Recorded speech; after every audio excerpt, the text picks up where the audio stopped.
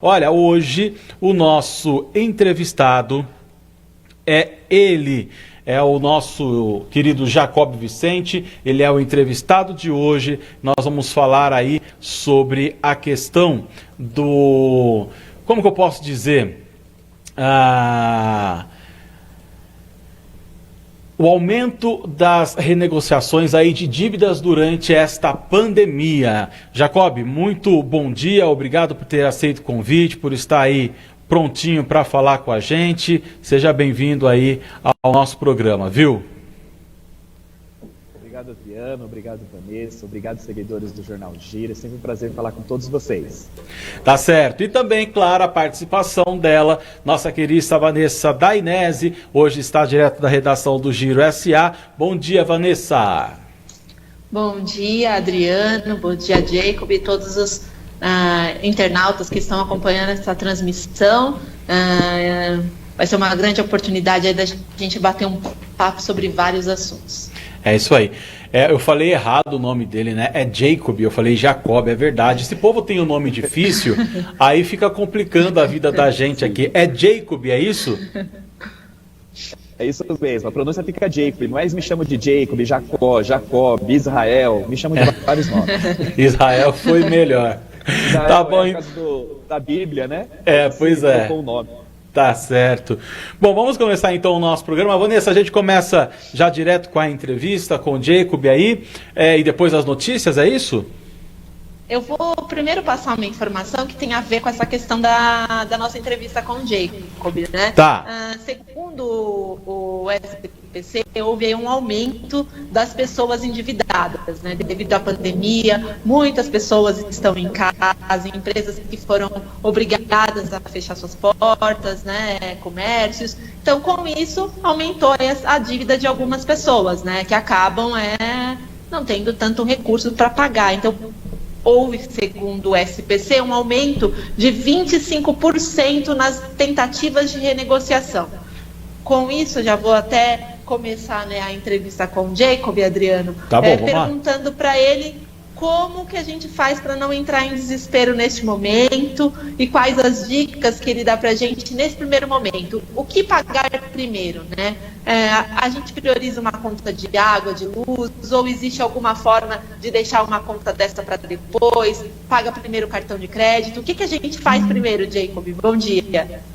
Bom dia, Vanessa.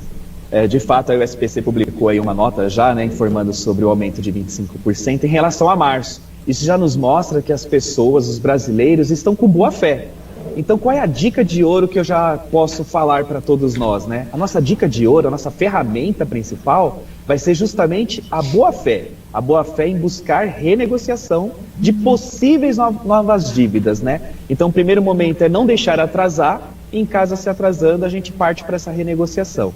Então, quando nós falamos assim de, nossa, vou priorizar o quê? Partindo que as nossas rendas foram reduzidas drasticamente para muitos, então eu vou pagar o quê? Vou pagar água, luz, cartão de crédito. Aí nós vamos aí em alguns critérios. Os primeiros critérios que eu poderia falar é usar os critérios de percentuais de juros e empresas que não estão muitas dispostas a entrar com uma renegociação. Cheque especial, cartão de crédito, onde nós temos um índice de juros muito alto e no primeiro momento essas empresas ainda não estão abrindo as portas para renegociação num ponto equilibrado, onde possa ser diminuído essas coisas. Energia elétrica, por exemplo, a Enel publicou uma nota que nesse momento de pandemia não vai haver cortes. Então, entre eu pagar o cartão de crédito e pagar a minha energia da minha residência, por exemplo, é melhor eu pagar o cartão de crédito, o cheque especial. Quando se fala em escolas, aí a gente já pode partir para um momento de renegociar as escolas particulares aí, por exemplo.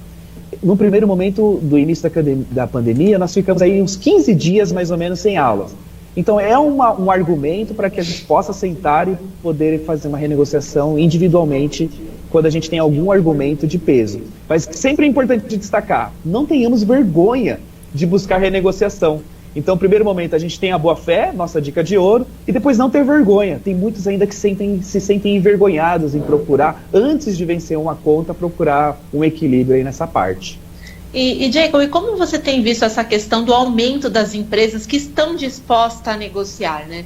Geralmente não é algo tão fácil quando não se tem pandemia e nem essa radicalização na questão de salários, né, de recursos dentro da residência. Como que você está vendo essa possibilidade das empresas, né? Acreditar que a pessoa quer quitar a sua dívida? Como que você vê esse novo momento das empresas que estão dispostas a abrir essa negociação? Isso, nossa, uma bela pergunta, Vanessa, porque assim, esse novo momento, né, esse novo normal que está chegando, porque antigamente era super difícil pensar em renegociar qualquer coisa, era tudo não. E hoje em dia as empresas já abrem as portas para conversar. Um grande exemplo aí são os bancos. Então os bancos privados já abriram as portas para que a gente possamos renegociar as nossas dívidas, mas vale um detalhe, eles estão renegociando a dívida de quem procura, não são para todos. Então a gente tem que ficar atento a não ficar inadimplente para depois buscar essa opção. Porque a primeira porta de boa conversa começa pela boa fé. Então eu vejo algo muito bom para nós como sociedade, expectativa de mercado, expectativa de crescimento na retomada, onde os bancos estão acreditando que estamos passando por uma pandemia e que as pessoas de boa fé não estão deixando de pagar, simplesmente deixando de pagar, mas sim porque houve uma redução radical nos seus rendimentos e eles querem sim manter os seus compromissos civis em dia. Isso mostra que o povo brasileiro aí não é tão mal pagador quanto se mostrava antigamente pelos índices aí, e aí você fechava essas portas. Jacob, com certeza muitas pessoas que estão acompanhando essa transmissão podem ter empréstimos, né? Tanto para investimento numa empresa ou devido até à pandemia, né? Como renegociar, se existe alguma possibilidade de renegociar parcelas ou a taxa de juros, como que as pessoas... Cortou aqui? Cortou? Cortou, Vanessa. Faz de novo aí a pergunta. Então, queria que você desse uma dica para as pessoas que têm empréstimo, né? As que fizeram empréstimo anterior à pandemia, como que elas podem renegociar agora nesse momento de crise e tendo a renda diminuída, essas parcelas? Tem como empurrar uma parcela para frente ou pedir uma diminuição da taxa de juros? Como é a sua dica? Qual é a sua dica nessa questão? Ótimo. A dica começa sempre pela dica de ouro, que é aquela de eu não deixar atrasar as parcelas, né? Começamos já por essa dica. O segundo momento, não ter vergonha de buscar essa renegociação. E aí quando a gente fala em empréstimos, nós temos aí, primeiro momento, vamos buscar qual é o nosso ponto de equilíbrio para se manter o que vai ser acordado. Isso é muito importante. Porque se a gente simplesmente recebe uma proposta e acha que está tudo bem, e aí eu tenho outras dívidas, né? Eu não tenho dívida só com um empréstimo, eu tenho cartão de crédito, água, luz, telefone, tantas outras despesas que eu tenho que colocar nessa balança com a minha renda reduzida nesse primeiro momento. Então é buscar esse equilíbrio. Com esse equilíbrio, nós irmos até as instituições financeiras de empréstimo, por exemplo, e negociar aí essas parcelas, podendo ser prorrogada, que tem muitos bancos aí, a Caixa Econômica, por exemplo, está oferecendo 60 dias de prorrogação para suas parcelas. Então eu posso prorrogar, eu posso diminuir taxa de juros, eu posso, no primeiro momento também, que eu estou vendo bastante esse crescimento, cortar pela metade a parcela, então essa outra metade postergar para o final. Pensando sempre, a dica sempre é buscar o equilíbrio, não aceitar a primeira proposta que vem, mas o equilíbrio de todas as minhas contas que eu tenho para poder eu me manter em dia. Essa é sempre a dica de ouro. Ok.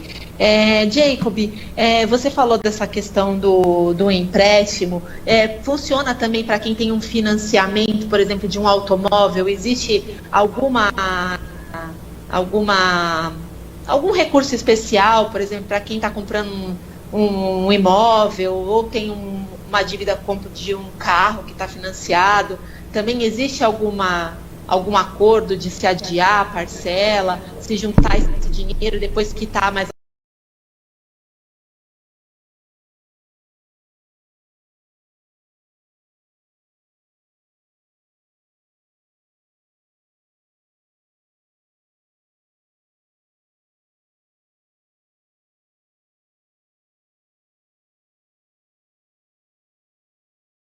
Então, questões de financiamento de veículo, financiamento de casa, que a gente tem um bem aí que a gente fica com medo, nossa, se eu deixar de pagar, eles vão vir levar embora, né? Vão fazer a apreensão do bem.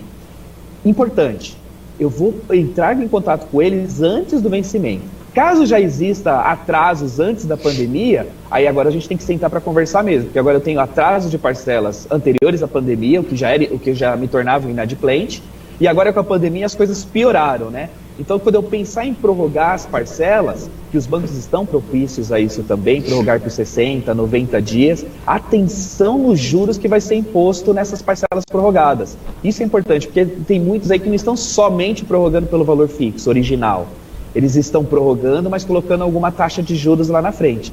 Então, coloque esse equilíbrio no seu bolso. Nesse ponto aí, quando eu fico muito preocupado entre veículo e imóvel, me chamou a atenção agora planos de saúde, né? Plano de saúde agora, nossa, o que priorizar, né? Eu pago o meu carro ou eu pago o plano de saúde? Porque o plano de saúde, por exemplo, tem a pandemia aí. Imagina, eu deixo de pagar e eles cortam o meu plano de saúde. Olha que situação, né? Constrangedora que eu posso passar.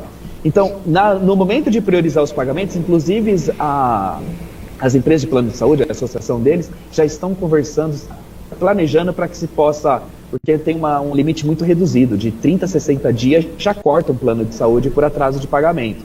Então é negociar com eles e torcer aí para essa expectativa de mercado, onde ele possa ser prorrogado por 90, 120 dias aí, os não pagamentos para plano de saúde. Mas vale um detalhe aí que o plano de saúde chama bastante atenção em qual eu priorizar primeiro, qual vai ser, o que eu vou receber de impacto mais rápido. Então o carro, por mais que eu não consiga negociar com a instituição financeira das parcelas, vou atrasar, demora aí quase 3 meses para se pensar em entrar na justiça e correr tudo aquilo lá de apreensão. E o plano de saúde? Em 60 dias cortou. Então eu vou até lá usar o médico e não tem mais médico. É importante a gente ponderar esse tipo de coisa. Por isso que eu retomo na minha fala anterior. Equilibrar todas as minhas contas que eu tenho, conversar com todo mundo, para realmente que tudo que eu tenha de dívida, que cabia no meu orçamento, continue cabendo no meu orçamento agora reduzido. Então a dica é sentar com um caderninho, anotar tudo que você tem que pagar e aí ver o que dá para adiar e o que não dá para adiar. Isso mesmo, é bem individual de cada um e os seus credores, né? Então, mas a gente não pode nunca ter vergonha de procurar nossos credores. E se valendo de que você não deixou vencer. Isso vai te dar muita força e um poder de negociação muito bom. Ok. Jacob, tem mais alguma informação que você acha importante frisar para a população, para quem está nos assistindo, nesse momento de renegociação, de acertar a vida financeira para passar por esse momento de pandemia? Assim, nesse nosso contexto, então a nossa dica de ouro é não deixar atrasar, não ter vergonha de procurar fazer negociação com nossos credores. E uma terceira que eu posso fechar aqui é não olhe o meu credor como um adversário. Ele não é um adversário. Eu preciso, ele precisa, todos nós sentando e conversando, a gente vai chegar no ponto de equilíbrio para todos ganharem.